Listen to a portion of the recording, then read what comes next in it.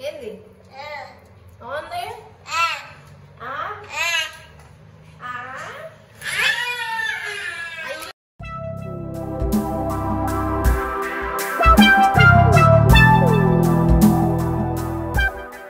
Hi guys, welcome back to wonder ఫ్రిక్స్. ఎలా ఉన్నారు? Night అంట్లు కడిగేసాను. ఇంకా అంట్లు కడిగేయడం అయిపోయాక వీక్లీ వన్స్ మాత్రం కన్ఫర్మ్ ఇలా చేస్తూ ఉంటాను. పొయ్యి కడిగేస్తాను, తర్వాత పొయ్యి దగ్గర గట్ట అవన్నీ క్లీన్ చేసేస్తాను. ఇది ఇంకా నెక్స్ట్ డే లంచ్ కోసం ప్రిపేర్ చేస్తున్నాను. ఈ కుండ తీసుకొచ్చి ఎన్ని రోజులు అయిపోయిందో, తెచ్చిన కొత్తల్లో మాత్రం బాగా చేశాను వంటలు. ఒక 3-4 రోజులు తర్వాత ఇంకా పక్కన పెట్టేశాను. సరే చాలా రోజులు అయిపోయింది కదా, ఎందుకు ఈ రోజు వెజ్ కర్రీ ట్రై చేయకూడదు అని చెప్పి ఇంకా వంకాయ కర్రీ చేస్తూ కుండలో చేద్దాంలే అని చెప్పి చేసాను. ఎందుకంటే ఈ రోజు ఎర్లీగా స్టార్ట్ చేశాను లంచ్ ప్రిపేర్ చేయడం, త్వరగానే అయిపోతుందిలే అని చెప్పి ఇంక ఇందులో వండేశాను. ఈ కర్రీ అయిపోయాక మా హస్బెండ్ చెప్తున్నాడు, కర్రీ అయితే బాగుంది కానీ మా హస్బెండ్కి ఏంటంటే ఈ వంకాయలు నచ్చు, పొడుగు వంకాయలు ఉంటాయి కదా, అదైతే బాగా ఇష్టంగా తింటాడు. అవి అయితే బాగుండేదేమో అన్నాడు. నేను దీనికి రిలేటెడ్ షార్ట్ కూడా పెట్టాను. అప్పుడు నేను కమెంట్స్ లో చెప్పమన్నాను నెక్స్ట్ ఏం కర్రీ ట్రై చేయాలి అని చెప్పి. చాలా మంది కమెంట్స్ పెట్టారు. నెక్స్ట్ నేనేం ట్రై చేస్తాను అంటే చికెన్ కర్రీ ట్రై చేసి అప్పుడు మళ్ళీ ఇంకో షార్ట్ పోస్ట్ చేస్తాను. చేసినంతసేపు అక్కడే ఉన్నాను, మళ్ళీ ఏదైనా అవుతుందేమో, అడుగంటిద్దేమో గబక్కన అని చెప్పి. ఒకవేళ మీలో ఎవరైనా ఇలా మట్టి పాత్రలో వంటలు చేస్తూ ఉంటే నాకు కమెంట్స్ లో చెప్పండి ఎలాంటి టిప్స్ ఫాలో అవ్వాలని. ఏమైనా కానీ ఒక డిఫరెంట్ యూనిక్ ఫ్లేవర్ ఉంటుంది ఇందులో వంట చేస్తే మాత్రము. ఇంకా వంట అయిపోయాక సాయంత్రం అయ్యేసరికి చల్లగా అయిపోయింది. ఇంకా బయట తిరుగుదాం అని చెప్పి స్టార్ట్ అయ్యాము.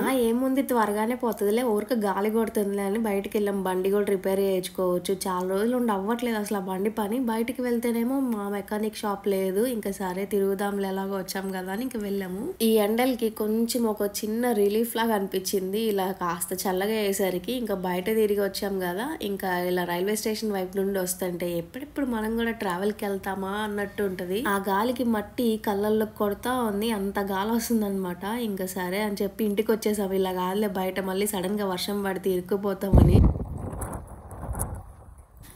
అలా ఉంది నైట్ గాలి, అసలు కరెంట్ కూడా లేదు. ఇంకా నెక్స్ట్ డే మార్నింగ్ వీళ్ళైతే మా హస్బెండ్ సింబాగాడైతే నైట్ పవర్ లేదని చెప్పి తిరుగుతానే ఉన్నారు. నేను మాత్రం హ్యాపీగా పడుకున్నా. ఇంక ఇక్కడేమో షాప్ కి రెడీ అవుతున్నాడు. ఈ మధ్య షాప్ కి వెళ్ళి కూడా చాలా రోజులు అయిపోయింది. ఇంకా మా హస్బెండ్ ఉండి నేను షాప్ కి వెళ్ళి వస్తాలే, ఈ రోజు అలాగో ఖాళీయే కదా అని ఇంకా మా హస్బెండ్ షాప్ కి వెళ్ళిపోయాడు. ఇంకా సింబాగాడు ఏంటి రెడీ అవుతున్నాడు అన్నట్టు చూస్తున్నాడు. ఎందుకంటే ఈ మధ్య చాలా రోజులు ఇంట్లోనే ఉన్నాడు కదా. ఈ మధ్య సింబాగాడు కొత్తగా ఇంకోటి చేస్తున్నాడు. నిన్న మొన్నటి దాకా అంటే నేను మా హస్బెండ్ ఒక్కలం లేకపోయినా కానీ ఫుడ్ మానేసేవాడు. ఇప్పుడు టోటగా రావటం కొంచెం లేట్ అయినా కానీ, వాడిని తీసుకురావటం మాకు అవ్వకపోయినా కానీ వీడు మాత్రం అన్నం తినట్లేదు సరిగ్గా. వాడు వస్తాడు అని చెప్పి వెయిట్ చేస్తానే ఉంటాడు. ఇంకా మేమేం చేస్తాం, బతిమలాడి పెట్టాల్సి వస్తుంది వాడు రావటం కుదరనప్పుడు. మా హస్బెండ్ వెళ్ళిపోతే ఇంకా మేము ఇద్దరం ఇలా నుంచొని బాగా చెప్తూ ఉంటాము. ఇద్దరికి అలవాటు. వాడేమో అలానే నుంచొని చూస్తూ ఉంటాడు మెట్లు దిగి వెళ్ళిపోయే వరకు. ఇంకా తర్వాత వెళ్ళిపోయాడు కదా అని చెప్పి ఇంక వెనక్కి కూడా తిరిగి చూడడు, లోపలికి పరిగెత్తుకుంటూ వెళ్ళిపోతాడు. షాప్ కి వెళ్తే మాత్రం ఏదో ఇయర్ ఫోన్స్ పెట్టుకొని మ్యూజిక్ వింటాము, లేదంటే వెబ్ సిరీస్ చూస్తూ మాత్రం కన్ఫర్మ్ గా ఇచ్చుంటాడు. ఈ పవర్ బ్యాంక్ లో మాత్రం ఛార్జింగ్ ఫుల్ ఉండాలి. మా హస్బెండ్ షాప్ కి వెళ్తున్నాడు అంటే వీడియోస్ ఎడిటింగ్ చేసే పని లేకపోతే వెబ్ సిరీస్ చూస్తాడు, లేదంటే ఇంకా వీడియోస్ అలా ఎడిటింగ్ చేస్తూ కూర్చుంటాడు. ఇంకా ఆ తర్వాత మధ్యాహ్నం వచ్చేసాడు,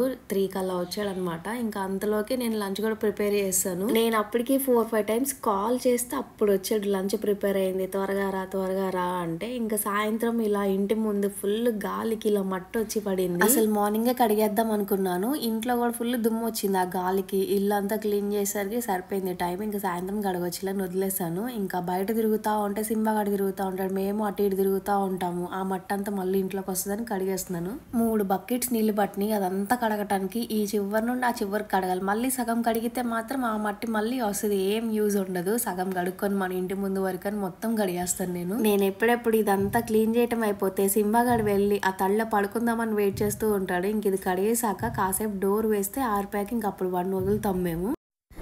నెక్స్ట్ డే ఇంకా బ్రేక్ఫాస్ట్ కోసమని టోటగాడిని కూడా బయటికి తీసుకొని వెళ్ళాం. వాడు కూడా తిరిగినట్టు ఉంటదిలే అని. నేను తింటూ ఉంటే వీళ్ళిద్దరు వెయిట్ చేస్తున్నారు కూర్చొని, ఎప్పుడెప్పుడు నాకు తింటాం అయిపోతుంది. మాటలు రావటమే లేట్, ఇంకా మమ్మల్ని ఆడుకుంటాడేమో. ఇప్పుడు మాత్రం ఎక్స్ప్రెషన్స్ తో చంపేస్తా ఉంటాడు. వాడు ఏదన్నా చెప్పాలన్నా కానీ చూస్తున్నాడు చూసారు సీరియస్ గా, నేను ఎంతసేపు రావట్లేదు అన్నట్టు. వీడికి బండి మీద తిరిగినంతసేపు ఉయ్యాల్లో ఊగుతున్నట్టు అనిపిస్తుందేమో, బండి మీద మాత్రం కూర్చొని నిద్రపోతున్నాడు. కరెక్ట్గా ఎక్కడికైనా ప్లేస్కైనా వెళ్తే మాత్రం లేసి ఇంకంతే చూస్తూ ఉంటాడు. ఇప్పుడు ఫుల్ నిద్రలో లేసి కూర్చొని చూస్తున్నాడు వాడు. సమ్మర్స్లో మాత్రం వాళ్ళ పెద్దనాన్న కన్ఫామ్గా రోజులో ఒక కూల్ డ్రింక్ అయినా కానీ లేదంటే ఏదైనా జ్యూస్ అయినా తాగుతాడు. ఇక్కడ బాదం పాలు తాగటానికి అని వెళ్ళాము. తిరిగి వచ్చే దారిలో ముంజలు కనిపించినాయి, తోటగాడికి తినిపిద్దామని తీసుకున్నాము. ఇంటికి తీసుకొచ్చి అవి పక్కన పెట్టేసి ఫస్ట్ వాడికి ఆయిల్ మసాజ్ చేశాను. ఆయిల్ మసాజ్ చేసి ఇంకా తలస్నానం చేయించాను. తలకు ఆయిల్ పెడుతుంటే ఎంతసేపు రుద్దించుకున్నాడో వీడు. ఇంకా తలస్నానం చేయించేశాను.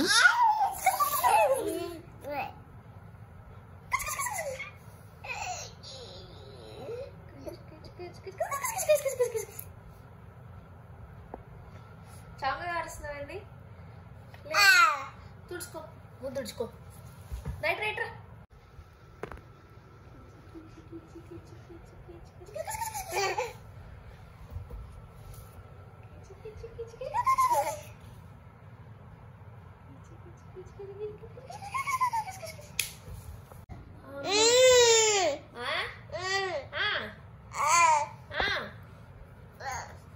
నోట్లోది రైట్ రా, పడుకుంటావా? అబ్బా సిగ్గు వస్తుందా? సిగ్గు వస్తుంది నీకు? అవునా? ఎందుకు సిగ్గు? ఎందుకు సిగ్గు నీకు?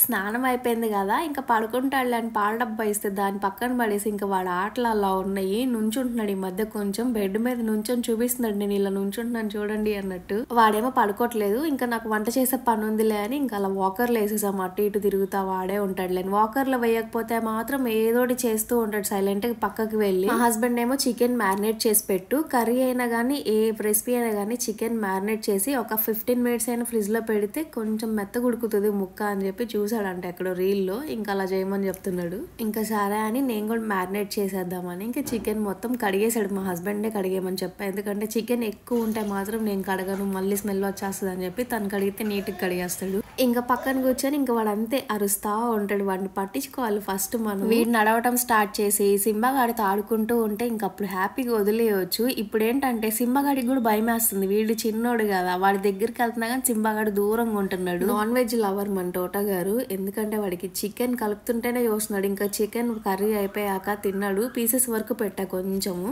వాడు అరుపులకి రీసౌండ్ వస్తుంది, అంత గట్టిగా ఉంది వాడి వాయిస్ అరుస్తుంటే. అందుకే మేము నవ్వుకుంటున్నాం వాడి వాయిస్ చూసి.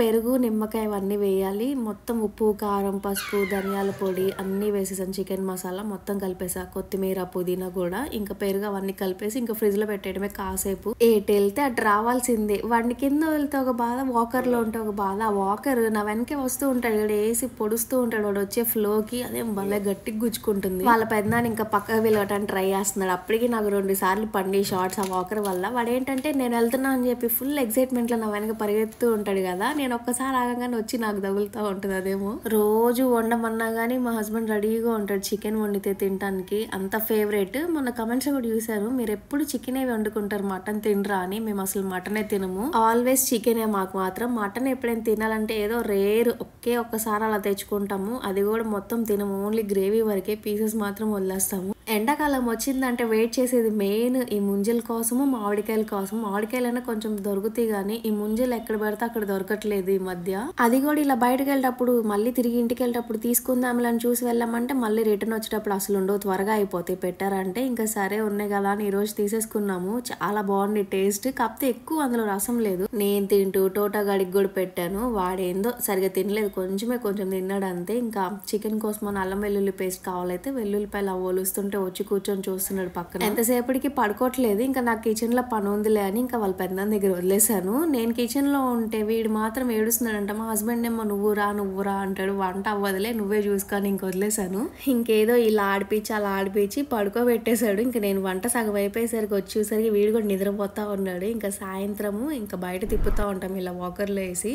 అన్నం తింటాం కూడా అయిపోయింది. నైట్ కొంచెం చికెన్ గ్రేవీ వేసి పెట్టి పెరుగన్నం పెట్టేశాను, తినేసాడు. ఇంకా తిన్నాక వీడు ఆటలు ఇలా ఉంటాయి. ఉంటాయి. ఇంకా వాళ్ళ మమ్మీ కోసం వెయిట్ చేస్తున్నాడు. మా చెల్లి వచ్చి ఇంకా తీసుకెళ్తుంది రోజు ఈవినింగ్ వీడు ఆడుకోవటం అయిపోతే. వీడియో ఎక్కడితో ఏం చేస్తున్నా నచ్చితే మర్చిపోకుండా లైక్ చేయండి. కొత్త చూస్తుంటే కంటెంట్ నచ్చితే సబ్స్క్రైబ్ చేసుకోండి. కమెంట్స్ పెట్టండి ఎలా ఉందో. నెక్స్ట్ వ్లాగ్లో కలుద్దాం. బాయ్.